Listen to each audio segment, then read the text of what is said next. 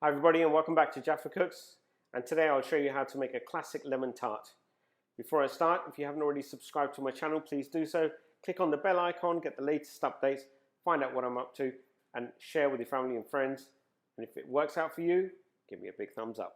Okay, so first I'm going to make the base, then I'm going to make the lemon curd, and then the topping, put it in the oven, and it should be ready in no time at all. Okay. I've got some flour. Just to make it even better, I'm going to sift that flour in and add some salt too at the same time. Sifting flour always helps, it makes that little bit airy. So that's my flour done. Now I've got some cold butter, which basically I need to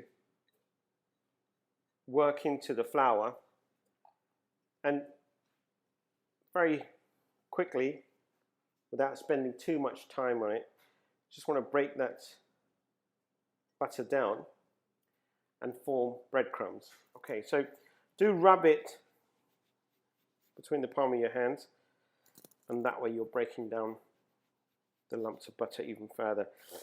And we want this down to really fine breadcrumbs. I've got some icing sugar.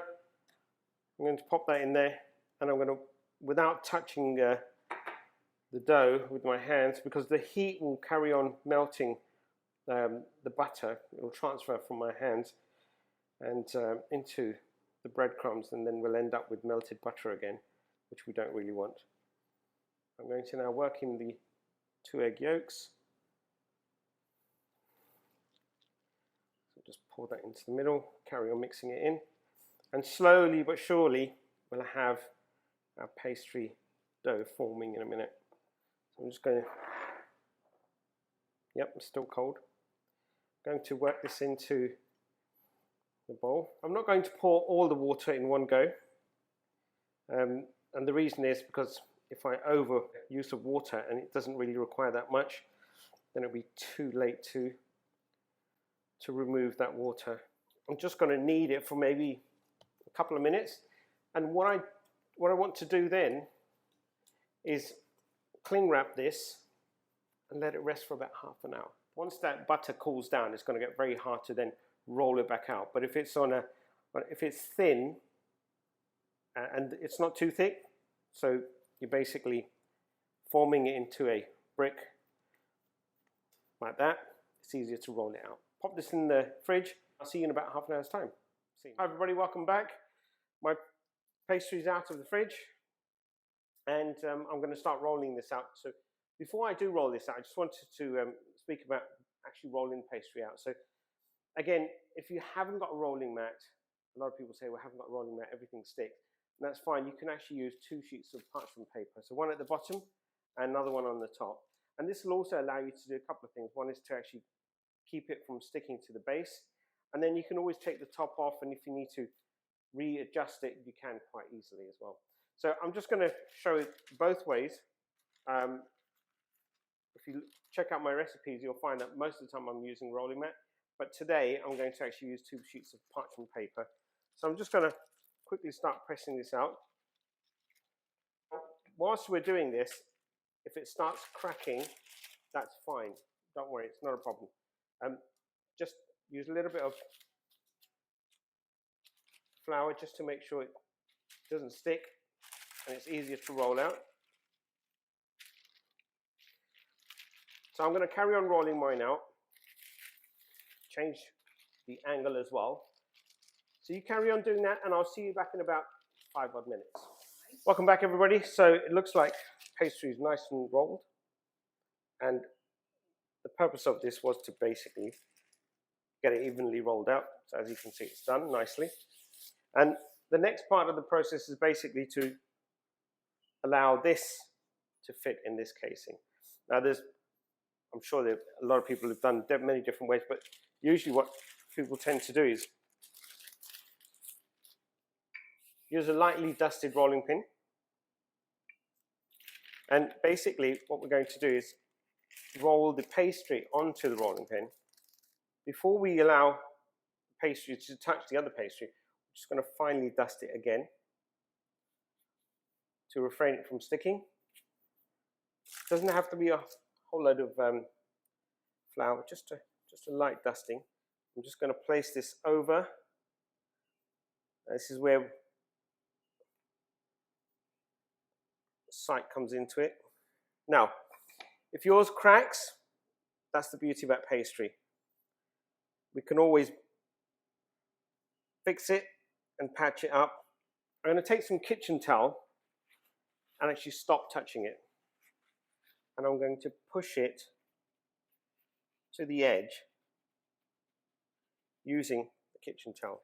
So whilst I'm patching this up, I'm also, with my tissue, holding the side, and then with my finger, I'm just pressing down on the edges to basically ensure that any excess is removed at this stage.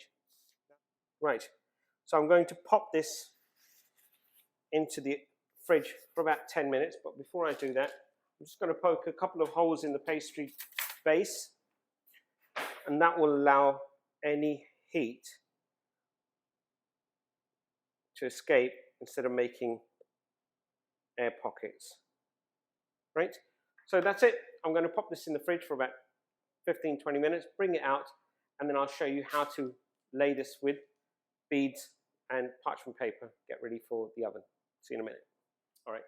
So welcome back, everyone. Whilst my casing is cooling down in the fridge, before I bake it, I thought, well, why not spend some time just talking about the filling. So it's a citrus custard filling. And what we're going to do is I've got some cream, some fresh lemon, eggs, sugar, and some lemon rind. That's it. Nothing major. So what I'm going to do is just pour in the eggs and the sugar together and just start that process of beating them and mixing them up. And there's nothing like fresh rind. Just adds that additional flavor to it, texture. In goes double cream. And now just the fresh lemon. And then when I'm ready to pour the custard into the casing, I'll just take it out 10 minutes before, and then I'll pour it into the case and then bake it later on. So we're ready, just need to really get the casing ready. Okay, welcome back, everybody. So my casing's had a good 10-15 minutes in the fridge. For those who've never done blind baking before, you really need to weigh something on top of the casing so that it doesn't allow bubbles to form. So what we tend to do is use parchment paper, and you can have ceramic beans. I've got green peas, and what we're doing is we're just pushing the beans out and forming a weight on top of the casing, so it doesn't, and we're good to go. So I'm going to bake this now for about 10 minutes at 200 degrees C, and then I'll bring it back out, remove the parchment paper and the ceramic beans, or in my case, my peas, put them to one side, then bake it again for another 10 minutes. And I'll come back and show you what it looks like towards the end. All right, see you shortly. Welcome back, everybody, and what a golden sight this is. My casing's cooked to perfection. It's nice and crispy. I don't want to touch it just in case it breaks. It's really delicate at this moment, so it's had chance to cool down. It's been on the cooling rack for about a good 15 minutes. Now, if I touch it, absolutely cool. So now is where we're going to take this mixture of lemon custard and basically pour it very carefully and then place it in the oven for 25 minutes at 150 degrees C. So bear with me a second. Now, there's always a very big chance or possibility that there might be a hole somewhere, maybe in yours or in any casing at any point in time. And sometimes what happens is that you may find that it may seep through.